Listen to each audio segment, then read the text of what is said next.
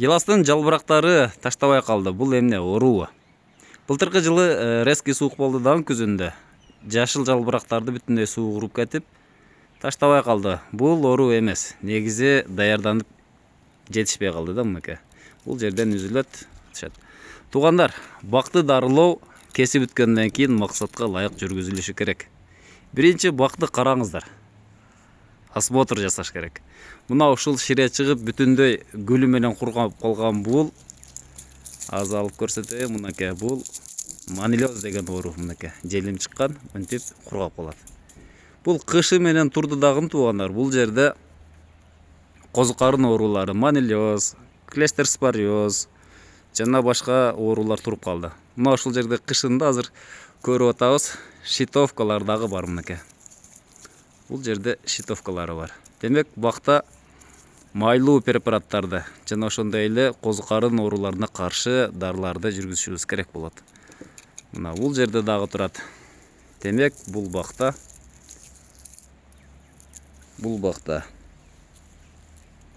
дарактын башында турам, ошон үчүн кыймылдап атат. Түшүп кетпейин деп кармап турам. Демек, бул бакта манилиоз оорусу күч алган, ошондой эле майлуу препараттардан колдонуш керек. Козу карын ооруларына каршы, буларга каршы бордо суюктугун иштетишибиз керек. Жездин тузу, темирдин тузу, же болбосо исо дагы иштетсе болот. Экташ менен серанын аралашмасы, күкүрттүн аралашмасын чачса болот. Бул бүчүр жарып калганга чейин кылыш керек. Азыр бүчүр жара элек. Февралдын этеги биринчи обработканы жүргүзүш керек дагы, экинчисин гүлдөп баштай элек. Гүл ачканда чачылбайт. Ошого чейин бүчүрлөр чоңоюп калганда процентине карап туруп чачыш керек болот. Жалбырак чыгара баштагандан кийин кайсы дарыларды чачпайсыздар? Мына ушул көп проценттүү бордо суюктугун чачууга мүмкүн эмес, күйгүзүп салат жалбырактарын. Ал убакта составында меди бар. Хорус, топсин, скор.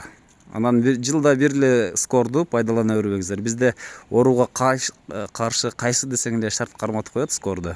Ошол жылда иштей берсе, өзүн өзү иштебей калат. Кыскасы ошондой кылсаңыздар болот.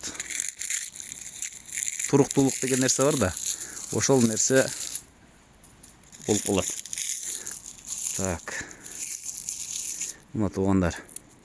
Бакты биринчи осмотр жүргүзүп алдык. Бакта демек шитовка бар, калканча оорусу. Ошондон тышкары дагы карайлы. Жалбырактарда кызыл точкалар болушу мүмкүн.